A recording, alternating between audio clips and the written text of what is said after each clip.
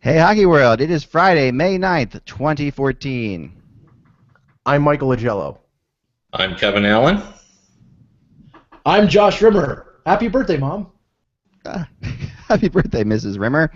I'm Eklund, and you're watching the HockeyBuzzCast live. Today, I'm speaking to you with a broken toe. Actually, I was speaking to you with a broken toe yesterday as well. I stubbed it right before the show, so I apologize if yesterday you ever caught me wincing in pain. But yeah, it got worse as the night went on, so I went to the doctors this morning, and wham, I'm on pain medication, so this should be fun. Should be a fun old show here. We'll see what happens next. Don't lie to us, Zach. Matt Cook broke it. Yeah. No, this is I think the stairs are going to be suspended for a week after what they did to me. Those stairs always jumping out at me like that. So anyway, before we get into the show, we're going to do something a little different today. Besides not having our blonde woman with us, she'll be here soon, hopefully. We are going behind me here on my middle screen. For those of you paying attention, there actually are three screens here. You don't really see them very often, but there are three screens there. And this is a giant screen. This is where I watch hockey down here. So on my middle screen, we have I've set up the Minnesota Wild Chicago Blackhawks game in all its glory. I have toned back the Wild to be conservative in every which way possible. There's like 6 different settings you can set, like sending no forecheckers in, basically just collapsing on their own goal, and everything possible. They're playing like a 1-4, 1. They're playing a 1-0 in Stratomatic. Yeah, 1-0 Stratomatic hockey, and I put Brizgalov in, which the computer on this thing did not like the fact that I was putting in Brizgalov over Harding and Backstrom. But it kept saying, why would you do such a thing? Anyway, but I thought that was pretty funny. It's like I had to override this trade from the Oilers. Just had to override it, physically. Are you sure you want to override this? Or you're positive you really want Brizgalov? So when your electronic game it might know something that we don't know. But anyway, Brizgalov is playing in this game, and the Hawks. So we're just going to simulate this. I'm not going to do much beyond that. But here's your opening faceoff, and when goals happen, I will definitely let you guys know. And we'll talk about it as it goes along, and I might pop in. So after this, we're going to do the other game tonight, which is the Penguins and Rangers, and that's right, folks. I did my homework and know what games are tonight. Let's go. Let's talk about last night, because last night were a couple amazing games. We're going to start with our beloved Kevin Allen from USA Today. Kevin, let's start in Montreal, Boston. Yeah, I mean, very impressive performances by both teams. I felt like, the more we watch Montreal, the more we realize that, this is an even series. Like, I think Boston is the team to beat, but Montreal's right there with them. And, as I've said many times, we want to think of them as an offensive team. But, again, last night, playing just the way the Bruins do, finding a way to win, pushing hard, playing defensively, playing a tight checking game, and then I love the tradition of the unknown goal scorer, and behold, we have it again. A guy that's not supposed to score, be in the spotlight. Frazier steps up and obviously scores the big goal, and what an interview afterward.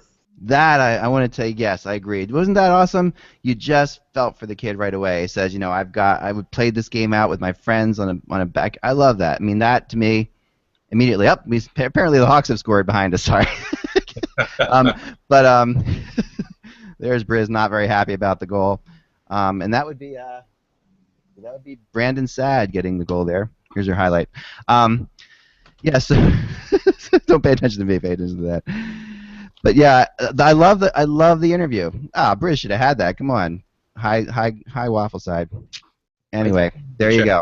For an illegal stick. I think that's possible on that one. But, getting back to the game, Rask, important performance for him, playing the way he did. Carey Price obviously is, playing the way we expect him to play. And this has been just an unbelievably good series. And, I think whichever team wins this series has an excellent chance to win the Cup if they continue to play like this. Mm-hmm. Isn't that something? Wouldn't that be something? I'd love a Cup in Montreal. It's just the Cup final in Montreal. Something I've always wanted to cover, be a part of, in some way, shape, or form. And they missed a decade, right? The Canadians never skipped a decade until the aughts, and they skipped that decade. So yeah, they're due. I know this is killing Josh and Mike, so I'm just going to keep going on with this. We're both ones shaking our heads. But I want to say something else about this, and I wrote a blog about it today. everybody's friend Danny Briere, and how I just cannot I just don't understand the handling of Danny Briere in this series. And I get the fact that okay, he's a defensive liability. There's no question he's a defensive liability, you know. But they didn't get Danny Briere to be a defensive stalwart. They got Danny Briere to play, to score goals, and to score big goals in the playoffs, which we've seen him do. He is averaging 10 minutes a game. He has more points than Pacioretty, who's averaging 19 minutes a game. He's got more points than apparently the Wild have tied it. Sorry. But there's the more points than Pacioretty, more points than as many points as Gianta. He's a plus player on the team, which is kind of goes in the face of okay, he's playing with the fourth line guys. And yet, last night he plays 8 minutes in an overtime game. Does not get out once in the overtime. Granted, it was a quick overtime. Game 1, he plays 10 minutes in a double overtime game. Gets one shift in the first overtime. Gets one shift in the second, which actually he makes a great play on, leading to the goal for Subban. Just before we go to Mike or Josh, Kevin, I just want your thoughts on Danny, and then we'll go from there. Well, I mean, this is the age-old argument. When you have a player who's known for scoring big goals but is a defensive liability, do you serve the team really not having him out there? I mean, that's when they acquired him, they talked about his playoff abilities, the fact that he had a long history of scoring in the playoffs. The big question, though, is in a 0-0 game, do you really want him out there? I think that's a tough call. I think it all comes down to who you play him with. But I certainly understand. I mean, Therrien has got a long history of playing defensive-minded, and he's not going to have a guy out there who he thinks is going to cause him issues defensively, particularly in the type of game that was being played where one mistake was obviously going to decide that game. So, in other games, I can see your point. I don't know in a 0-0 game, it's when I would raise that. I don't know. I've seen the guy do too many things in the playoffs, score too many goals at extended series and key moments. In Game 7 in the Flyers-Rangers series, it was an obvious thing that was missing for the Flyers, that guy who's going to score the big goal at the big time. And I don't know. To me, I mean, look at Desharnais is playing way more minutes than him and has less points than him in the playoffs and is a minus player. And there's just certain things that, I mean, Pacioretty obviously is just struggling. When your team's not scoring, I think it's the coach's responsibility to find a way to get a player who has 113 points in 116 playoff games into the lineup. I mean, it's the difference it could have been the difference in the series. That's just my opinion. Mike, anything on this? Well, I mean, Briere's record is impeccable when it comes to playoffs, going back to Buffalo and with Philadelphia. That being said, there's been clearly some animosity between him and Therrien throughout the year, to the point that if they're using him that little and if there's not that level of trust there, they've had Alex Galchenyuk sitting up in the press box. I know he was reportedly ready to play. I wouldn't be surprised if Galchenyuk was put in there, and as somebody who can play center and wing, and Briere sits in the press box. Now, I think we all know that more than likely during the off season, Briere is probably going to get moved because he can be moved. He could be moved back to Philadelphia after a year after being compliance buyout. He could be sent to Buffalo or someplace like that. It's just not a good marriage between him and Therrien. But I mean, I think they're missing out on using a player who comes up big in these types of moments, and it's a shame. But I'm all in favor because I don't want Montreal to win. I mean, this all being said, Josh. This was a great game between two really good teams and two really good goalies. Well, yesterday I seem to be okay with my predictions lately now. Boston, I said, was going to win that game last night, and they did. Danny Briere, 51 goals in playoff appearances in 116 games. That's 51 goals. That's pretty impressive. And goals, Josh, big goals, not just goals. I mean, really. When they put the stat up last night before the overtime, the player who had the most overtime goals that was playing in the game was Danny Briere. Mm-hmm. And I turned to my wife and I'm like, that's the biggest joke in the world. Is he actually playing in this game? I don't remember him playing in this game. I haven't seen him out there. Anyway, I haven't seen him either, and kind of like in New York where you don't see Rick Nash in the final 2 minutes. But Briere obviously is steps it up like a Claude Lemieux in the playoffs, not as physical, but he is important in the playoffs. And yeah, I could see him go back to Philly. He is best friends with Claude Giroux, and they spent a lot of time together in the off season. Maybe that's something to do at the beginning with Giroux not performing. He was probably upset that his best friend was traded. But yeah, I'm surprised Montreal hasn't used Briere more than they have, and maybe Therrien will play him a little bit more. By the way, Canada just lost to France in a shootout, 3-2. There goes the value of James Reimer. Yeah. Damage. Yeah. France. France.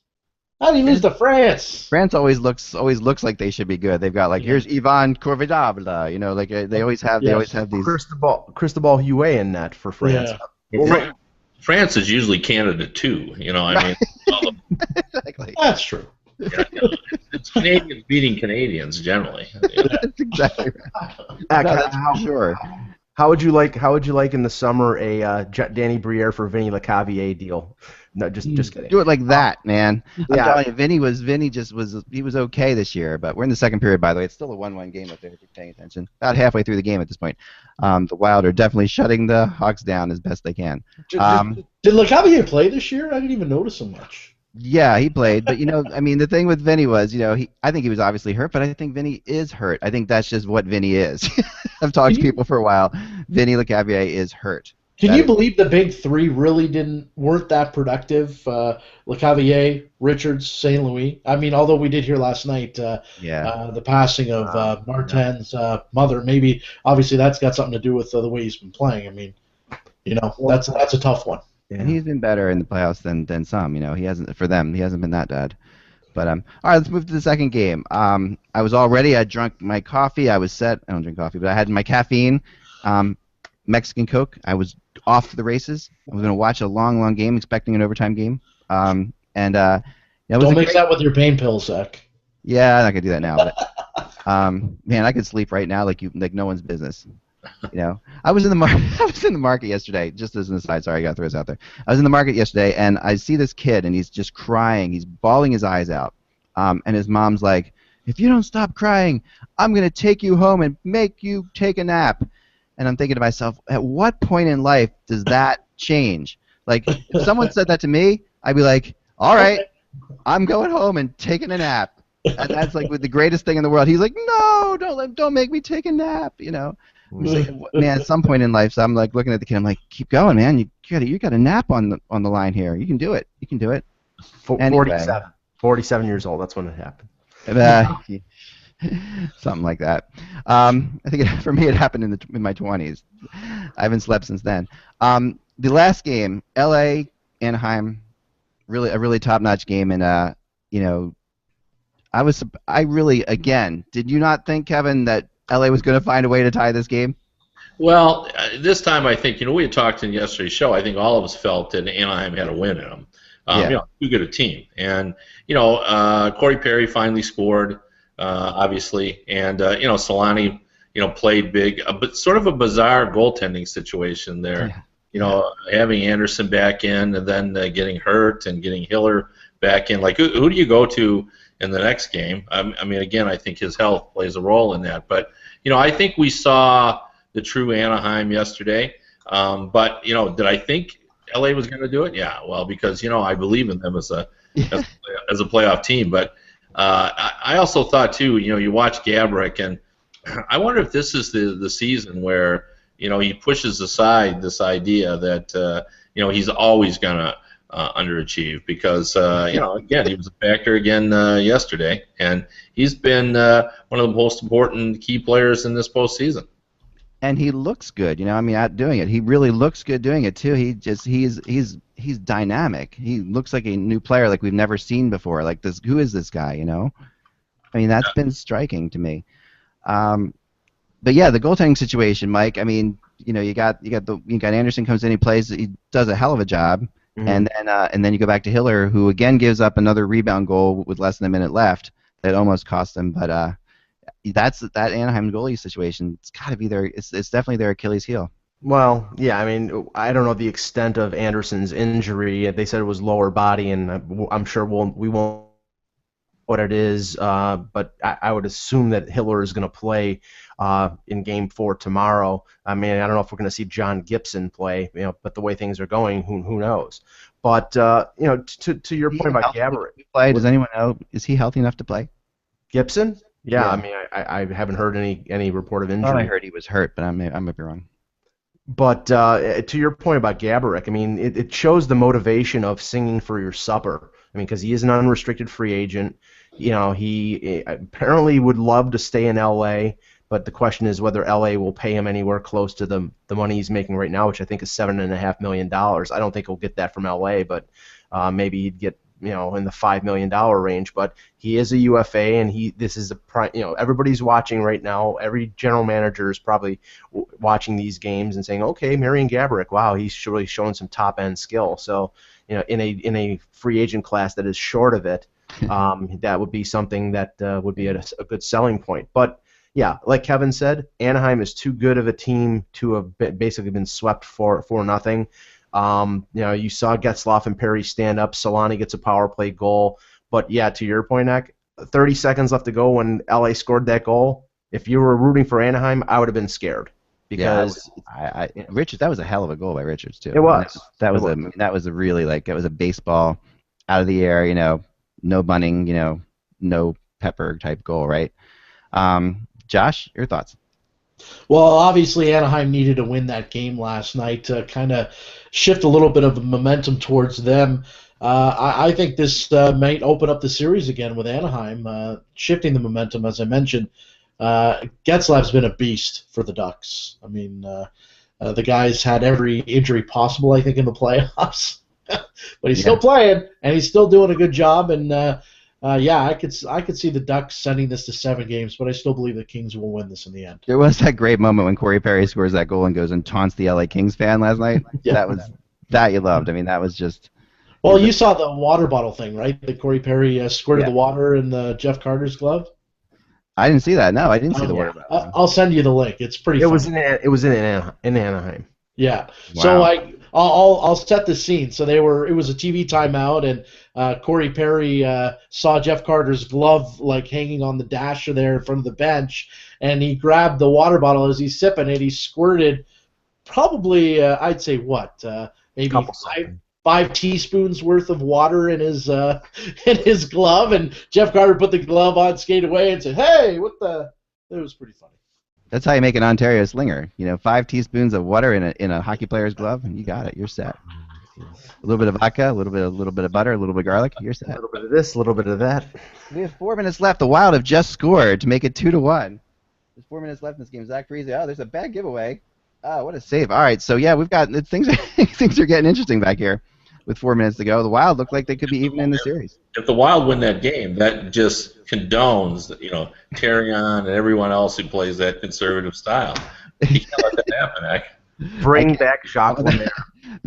I am going to be the reason. I'm like the Devils of the '90s. I'm going to destroy hockey forever by doing this. Can I just ask something and float something here? Because you mentioned Mike Richards.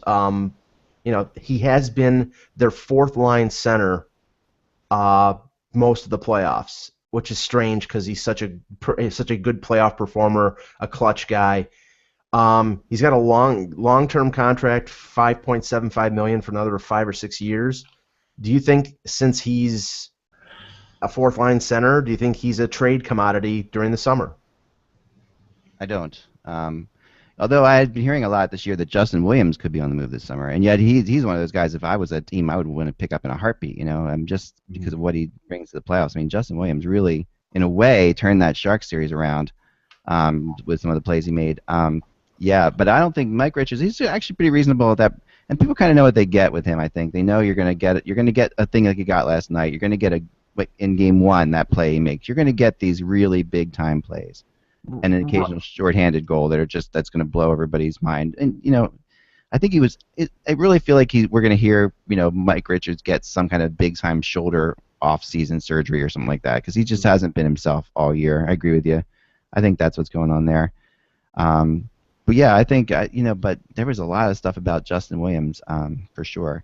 But I mean, just because they have Stahl and Toffoli and Yeah. Kopitar, and if you have a fourth line center who's making close to $6 million, that's probably something that you would potentially shop to improve other areas of the team. I mean, say for example they don't re-sign Gaborik, they probably would need a scoring winger to replace him.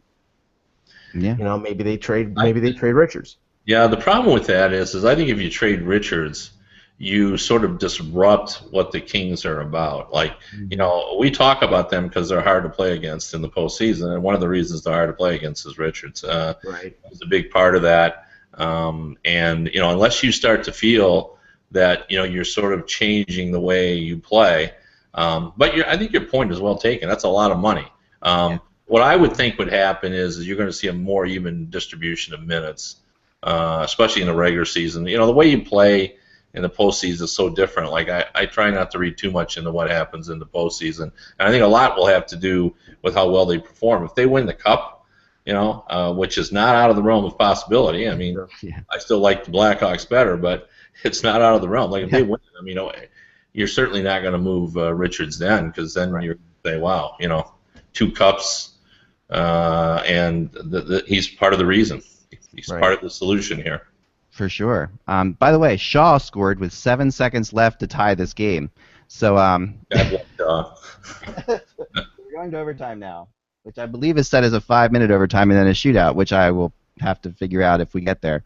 Chris Golub will give up a goal in the 5 minutes. Don't worry. See what happens. But that was with the goalie out. It's just like real hockey, just this year. So we've seen, how many times have we seen goals with 7 seconds left? Count. Anyway, I'm with you. Kevin.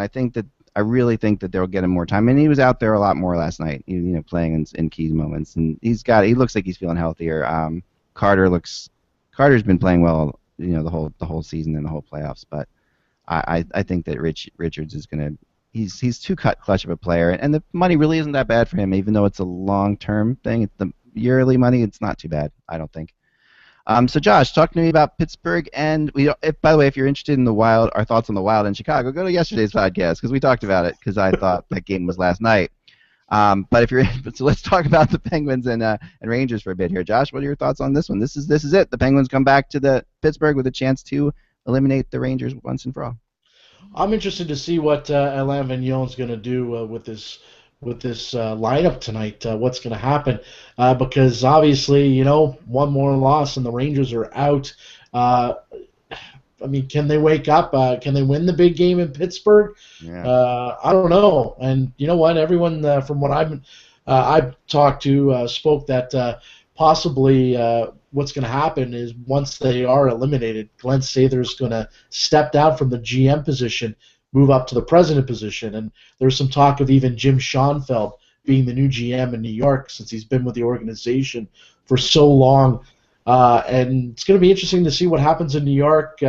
Glenn obviously has battled some health issues this past year, but word is on the street that he is going to step down as general manager. And what happens in New York?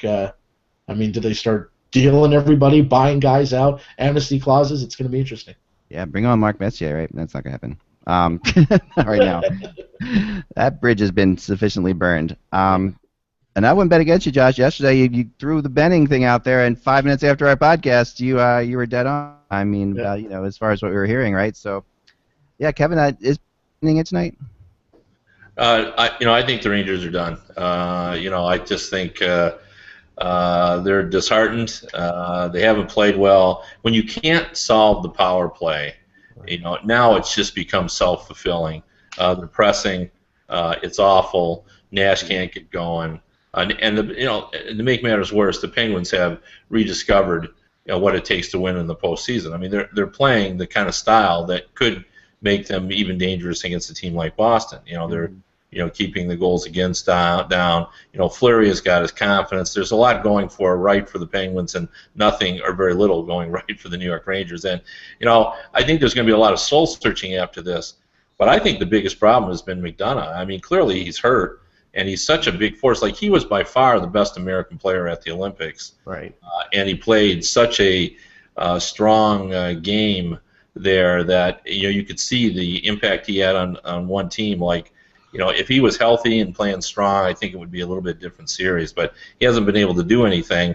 And when you've got as many passengers as the Rangers seem to have, they just can't do it without McDonough. So I don't know what they're going to do in the offseason, but clearly they're going to have to buy out probably somebody. They're going to have to make some decisions about players, and they need to just sort of restructure this team a little bit. I don't think it needs an overhaul. I just think it needs some tweaking. There is some serious depth there. They are a deep team, perhaps as deep as any team in the East besides Boston. That's the one thing I was kind of looking forward to, seeing them. If they could go up against Boston, I thought we would see a good battle there with depth. But yeah, I agree. Benoit Pouliot's an interesting player there too, because he's a UFA, and we're in overtime, by the way, up here. We went through the first overtime, so I had to restart a game. So actually, we're pretending this is the first overtime. So it's 2-2 up there. Anyway, but Benoit Pouliot has been at times terrible in the postseason, at times unbelievable. He sort of reminds me of we see these guys every year in the playoffs that Pouliot has definitely helped himself, right, Kevin, in this playoffs? Yeah, I think so, but I mean, I think still he's people think of him as a sort of a journeyman player. I think they see him as a player that has value, but is not a star player. So he's probably helped his value, but I don't think anybody thinks that he's going to be the difference for their team. I just don't see that he's done enough in that regard. I'm with you. I think Mike, what are your thoughts on this before I'll throw in my 2 cents on Pittsburgh Rangers night? Well, the weird thing about the Rangers is that their secondary players, their third and fourth liners, have played very well. They've contributed a lot. Like you said, Pouliot 3 goals, Carl Hagelin 3 goals. They've gotten good performances out of Dominic Moore and Brian Boyle. But their top 6 guys, their big guys, have not come through. That's been the thing. And to Kevin's point, McDonough's got 1 assist in 11 games, and he clearly looks labored out there. So I give him all the credit in the world for getting out there with. Supposedly it's an arm injury that occurred when he was playing against the Vancouver Canucks in March. But it's simply not enough that you've got Nash, who has not scored a point in this series. He had 4 assists against Philadelphia and has not scored a point in 4 games against Pittsburgh. I mean, to me, when we're talking about compliance buyouts, I keep going back to it. It's Richards or it's Nash, and I'm wondering which one it's going to be. That's going to be the big decision for, if it's not Glenn Sather, for whoever the next GM is going to be, because they only have 1, and I think both of them, because of the contract length and because of the amount, there are cases to be made for both of them. Yeah, I don't disagree. I have a weird feeling the Rangers are going to take this one, Kev. Well, who's the flag carrier too on the Rangers? I mean, I think that sort of lost a little bit when the Callahan trade came. Who now is the face of the team? Who's the guy that rallies everyone? Who brings it together? Who picks the flag up? And I think that's what they're going to have to address in the off season, is try to figure out whose team this is going to be, and move accordingly. I would guess that's McDonough, like you were saying. But is he too young? Josh, go ahead. Here's a crazy idea. Another team that needs to make some moves here in the offseason. How about the Rangers and Sharks hooking up, making a deal? Send Nash to San Jose, maybe Marleau going the other way. Nash and Thornton have had some chemistry overseas. Maybe something like that, trying to change both teams up, a little shake-up. Maybe that makes both teams a little bit more, better than they have been in the past couple of years. Why not throw in Nash's hometown of Toronto, who was interested in him when Columbus was? I don't know, but about the willingness to go to Toronto, because it's similar to Vinny Lecavalier not wanting to go to Montreal. It's like, I don't know if he wants to withstand the heat of the Toronto market, but yeah.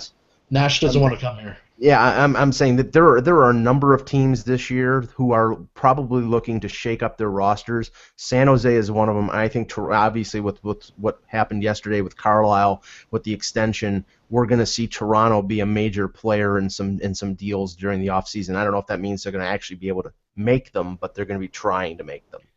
Which brings us to our final segment, which is our rumor speculation. And since it's Friday, and since we've been doing UFAs all week, I thought we would do something we sort of touched on yesterday, which is Jason Spezza today.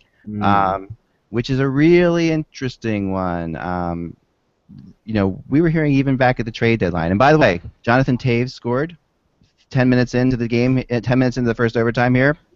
The Blackhawks have taken a commanding 3-1 series lead, and now we're about to start the Rangers and Penguins.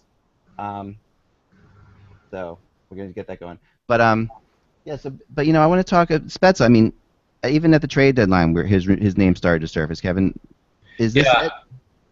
It might be time. It's the for the longest time, Alex Hemsky was the longest-standing trade rumor in the NHL, active trade rumor, and now I think it's Spezza. Spezza, we've been talking about this for a long time, but the key is, as is always the case, it's nice to say that you need to move Spezza, but it really comes down to who you get in return, because that leaves a pretty major hole in the Senators if suddenly he's gone. So, I think that if it's going to happen, it'll happen at the draft. There's a lot of teams looking to move players now. I'm expecting a lot to happen at the draft. There's a lot of big contracts that's going on, and there's some big names floating around. Like we've heard Eric Stahl's name now, floating around, and if that's going to happen, or just as we talked, Rick Nash. If that's going to happen, then I can see certainly Spezza being a part of all that. With everybody sort of looking to change their dynamic a little bit. So a guy, a Stahl and a Nash, and just all getting moved around to different teams. I'm with you. Hey guys, this could be one of the biggest summers. There aren't really any big UFA names out there, but there could be a lot of trades here. I mean, they talked about fire sale in Vancouver. You're just talking about Spezza. Sharks need to make some moves. Mike was saying Toronto's going to do some shakeups. Carolina, you were just mentioning Stahl. Could be both Stahl brothers.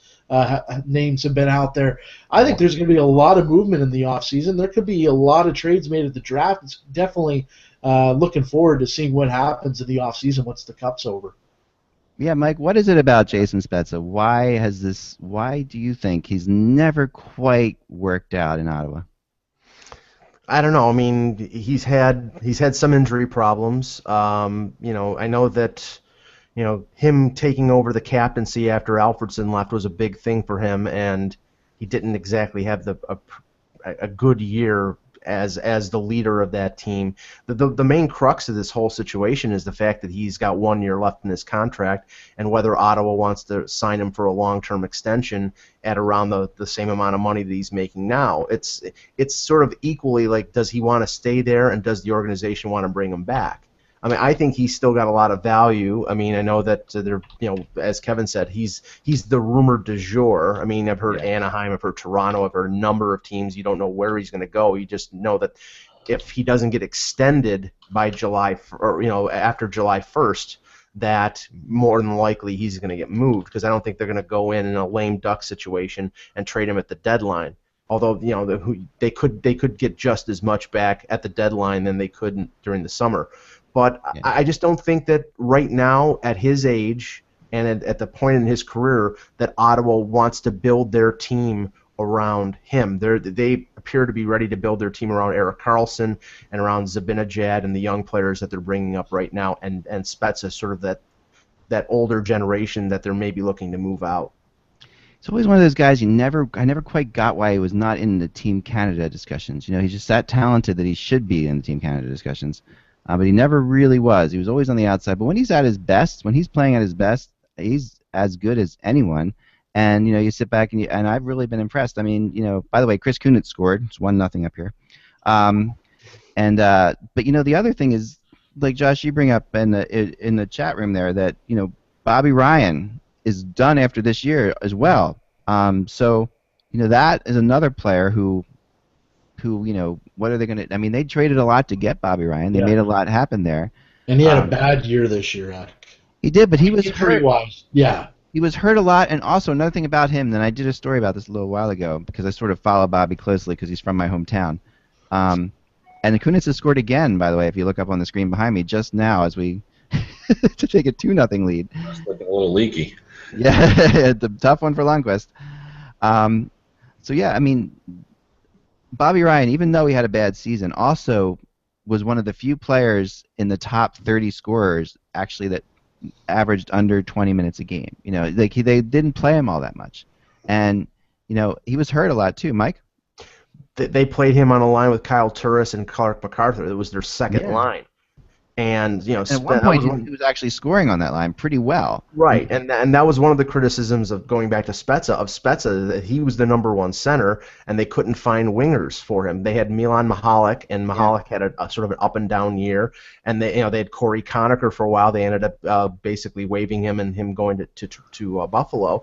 That was the problem. There was never a fit there for Jason Spezza, but there was a fit there for Ryan until he started having injury problems at the end of the year. And yes, the same dilemma that they have with Spezza, they have with Bobby Ryan. He's 1 year away from being a UFA, and when Anaheim and Ottawa made that deal last year, I thought this is a way stop for Bobby Ryan. He's not going to sign an extension in Ottawa. Yeah. He's going to want to go someplace else. So maybe both of them are on the move this summer.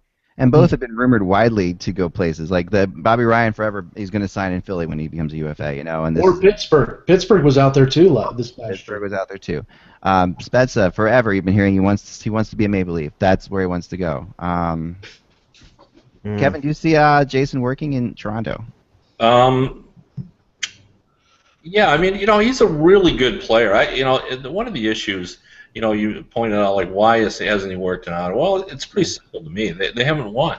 Yeah, Like if they had won, he would be looked at completely different. And he's had periods of inconsistency, but he's one of those guys with a great shot, great release. His numbers have been good, but they just haven't won. I mean, it's similar. They're different kinds of players because Yzerman made a transformation, but. Yzerman in Detroit was not the hero that he is now. In fact, they were talking about trading him to all places, Ottawa. Yeah, right. And then they won. And then suddenly he became the beloved icon. And I think Spezza would be like that. If Ottawa suddenly won, he would be viewed completely differently. That's just the way the system works, fair or unfair. But, he's a real good player, and he could help somewhere. And, again, I think if you have the big shuffle going on, what about Spezza in New York? If you're looking to change that face of that team, I mean, to me, I think he would fit pretty well in a Vigneault system. You're right about that. I do agree there. That would be a really fun one. I think this draft is going to be a blast. And Philly's going to try to do something as well because that's just the way they are, and it's going to be in their town on top of it all. So, I wouldn't be shocked if they tried to go after Bobby Ryan at yet another draft, which is something we've seen. It's sort of a draft tradition that the Flyers try to get Bobby Ryan. And they have contractual situations like Braden Shen, who's an RFA, who if Ottawa is going for more of a youth movement to bring in something for a guy who's going to walk as a UFA next year anyway, and I'm not making I'm just putting two and two together. A trade for an RFA guy like Braden Shen would make sense for them because then they could hold on to him for at least 3 or 4 more years after the entry-level deal is expired and, watch him mature as a player and then make a determination of whether he's, going to be a top 6 forward or not. But whereas Bobby Ryan, he leaves for nothing next year if they can't sign him. Yeah, for sure. Hemsky, let's talk about him for a second, too, while we're here, because, Kevin, you brought him up. The most rumored guy in trade history, probably close with Olli Jokinen. But Olli actually did get traded. Olli actually finally did get traded. And now isn't it ironic that Olli Jokinen is not the best Jokinen in the NHL? And his brother, is UC's not his brother, right? They're not. He's from Oulu, remember. He's from Oulu, Finland, which is up by the Arctic Circle. UC Jokinen's from. Anyway, check out yesterday if you're curious about what I'm talking about there. So I mean, Ellis Hemsky, how good is he really, Kevin? I mean, how good is this guy? Do we know? Oh, I think he's really good. I have always felt like he's so skilled that if he could get on the right team, if he could get on a offensively dynamic team, if he could play with the Pittsburgh Penguins or play with the Detroit Red Wings and play with Pavel Datsyuk or play with a team that's going to score a lot of goals. I think he would be I'm considered among the most skilled players in the league. I think he is among them, but it's just he doesn't get that recognition. He's never really, he's had decent point totals, but he's never had huge ones. And I think he could if he played in the right circumstance. Mm-hmm. Mike? He's the Czech Alexei Kovalev. That's what he is. He's got all the talent in the world, but motivationally, it just seems like, he played great after he got traded to Ottawa. But again, because he's singing for his supper, he's a UFA. I would think that let's just say he won't go back to Edmonton. That they know what he is. But for a team where he could be a complementary player like Detroit, or a team that would give him tons of ice time, like a Phoenix, I could see him being a fit there. But there are flies on him. He's got a reputation, and I don't think he's been in the league for a long time, so I don't think he can really shake that. But he does have talent, and there might be a team or two out there that are willing to take a chance on him. Mark Stahl, by the way, has cut the lead to 2-1 midway through the game. Just paying attention at home. Josh, your thoughts on Mr. Hemsky? Yeah, I agree with Mike. He's the kind of guy that when he's in coming up on free agency, he plays really well. But he's another guy that has had injury problems over the years, like a Mahalik. Although Mahalik we said played 82 games last year, but Hemsky's had the injury bug over the years, and when he is healthy, he is a pretty good hockey player. I think Ottawa's actually going to re-sign him. I know Brian Murray really liked him. From when I spoke with Brian earlier this year, he really liked Hemsky and the way he was playing in some of the games. So I would not be surprised to see Hemsky signed at all in Ottawa. Re-signed. By the way, in a little of life imitating reality, Rick Nash just had a breakaway and shot wide on this. How weird is that? I don't know. Did he shoot 6 feet wide like he did in Game 4? It was significantly over the net, put it that way. and actually, as we say that, the Penguins have just scored a goal. So yep. Art imitates life. Art imitates life. That would be Jussi Jokinen from Uolo, Finland. Uolo, Finland has given them the 3-1 lead. Yeah, I'm kind of in between you guys. I think Hemsky's a better player than either of you think. I'm more like Kevin along the lines of I think he just needs the right situation. I was really impressed. I didn't see him that much, to be honest, because as a Western Conference player, I wouldn't see them all that often. And Edmonton has so many players, there's only so much puck to go around in Edmonton. I thought he needed to get out of there. But I could see Detroit, Kevin. I like that idea. I mean, Detroit really, that seems like the kind of guy that Babcock would turn into something. Yeah, they poked around at him a few times when he was in Ottawa, and they were interested in him because he's a puck possession guy, and they're a puck possession team. And they'll have money this summer too. It'll be interesting to see what their approach would be to him now, because they have a completely different team now because they've added all those younger players. Yeah.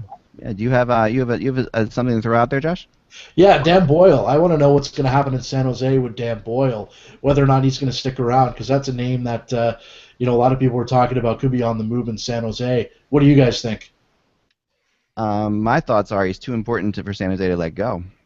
Those are the puck-moving defensemen that you just can't let go. Kevin, what are your thoughts on that one? I'm sure they'd like to keep him, but it'll come down to term and dollars. They've got a lot of offense up front, guys making big money, and if he's going to insist on a longer-term deal, I think they'll have to let him go.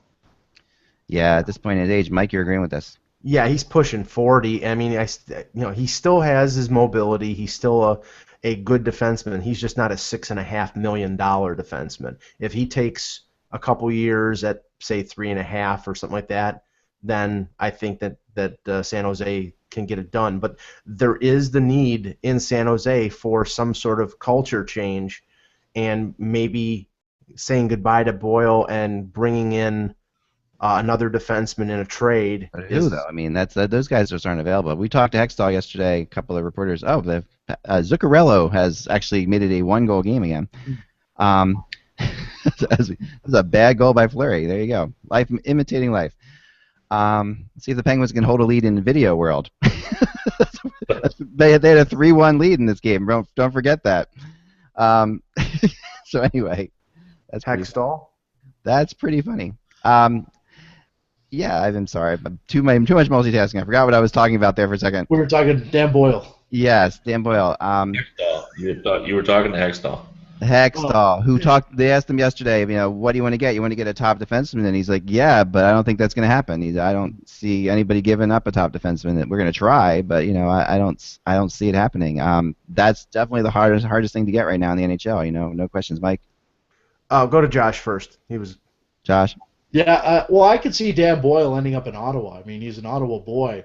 I would not be surprised. I mean, could we see a blockbuster deal? Spezza, Dan Boyle, maybe even Marlowe or Thornton with Ottawa. Throw it out there. Let's see if it gets traction on the internet. Yeah.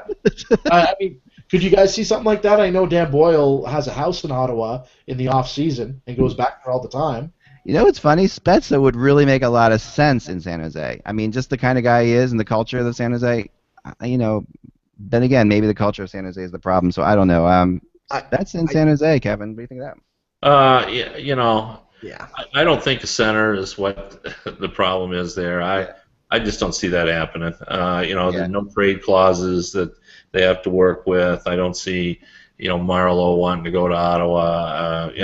I just don't see that happening. Yeah, that makes sense. Mike. I know that I'm sort of beating the drum on this, but I think that there's something to it.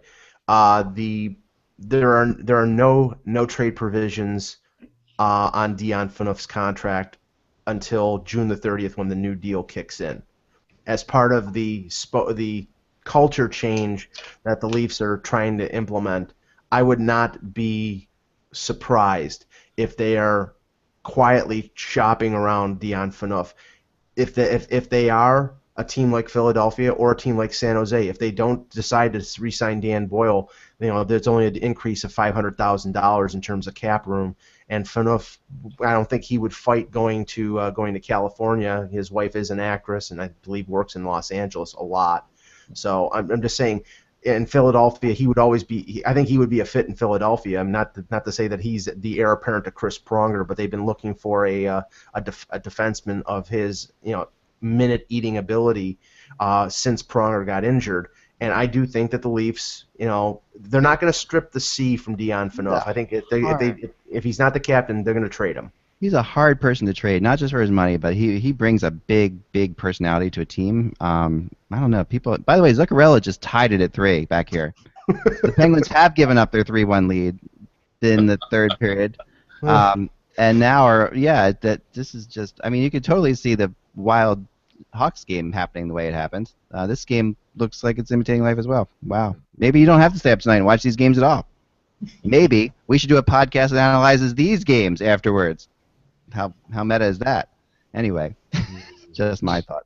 Sorry. Too much codeine in me. We noticed. Yeah. Sorry about that. The Dion Phaneuf, is he movable, Kev?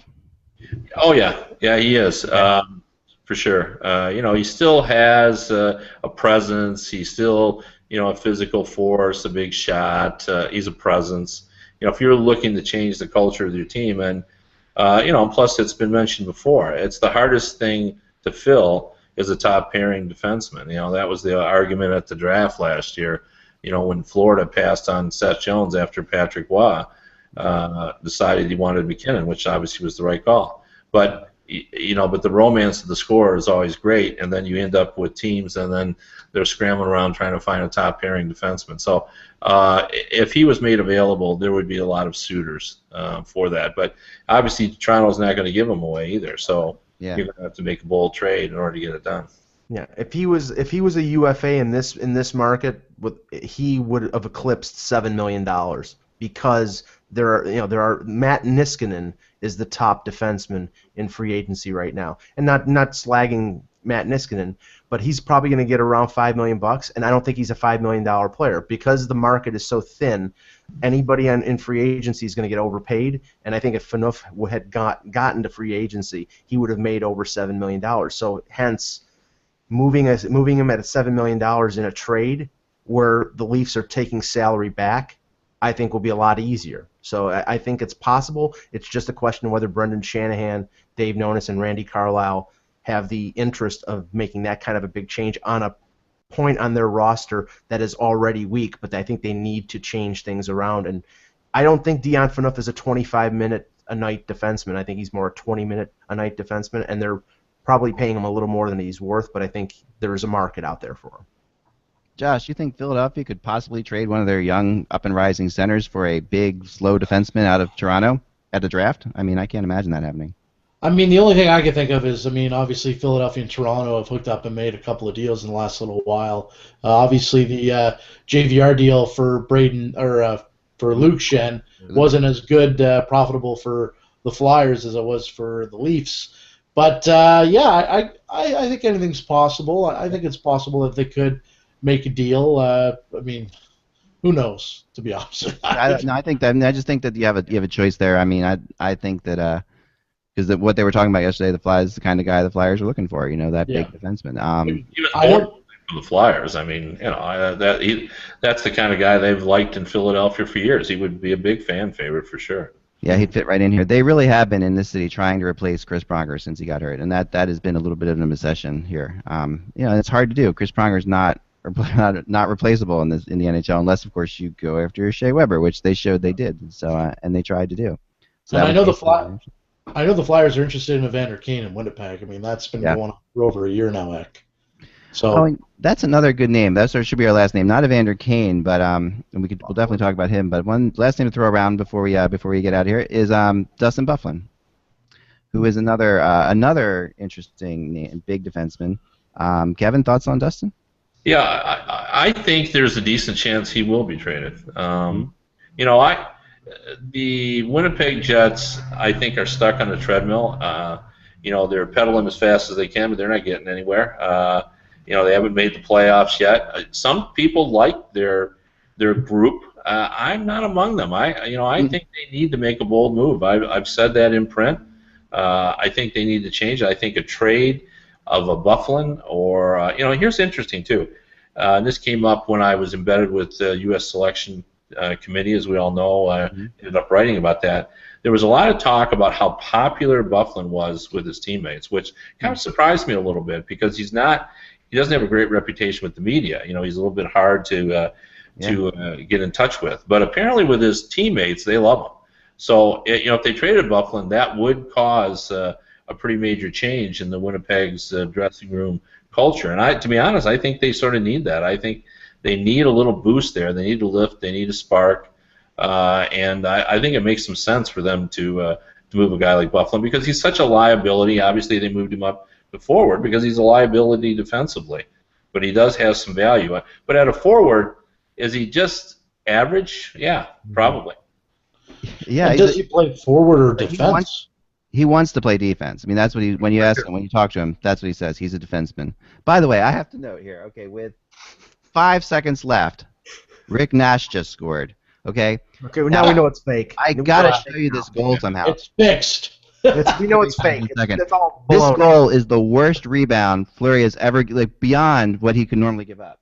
So they're going to show the highlights on this. So we will see in a second. So this is this is early in the game, right? But you'll see this goal here coming up. These are all the goals, right? So that's not a good goal. All right. So I know it might be a little hard to see. I don't know if you guys can see it well or not, but I need to get a better camera. Does he come out of the net and the puck jump over his stick? No, he takes the rebound literally pops up. This is the goal right here. Is the puck painted like a beach ball? The puck pops up into the air, like about 10 feet in front of him. Nash bangs it home. So anyway, there you have it. There's your scores for tonight. 3-2 Chicago in overtime. 4-3 the Rangers with a last-second goal by Rick Nash. How poetic would that be with all the stuff that's going on in the media right now? Perfect. Anyway. We'll leave you on that, guys. It was great talking to everybody today. I appreciate it. Thanks for watching us. Please subscribe to our podcast. We're getting more subscribers all the time. We really appreciate that. This is our 21st podcast already. It's hard to imagine we've done 21 of these. The more of you that subscribe, the more you say you like what you like. I know we get constant requests for Kevin, so I'm so glad you were with us all week, Kevin. That's awesome. We really appreciate you joining us. My pleasure, as always. Awesome. And, this has been great. Julie, wherever you are, hope you're okay. And we'll talk to you guys soon. Without the buzz, it's just hockey. Talk to you then.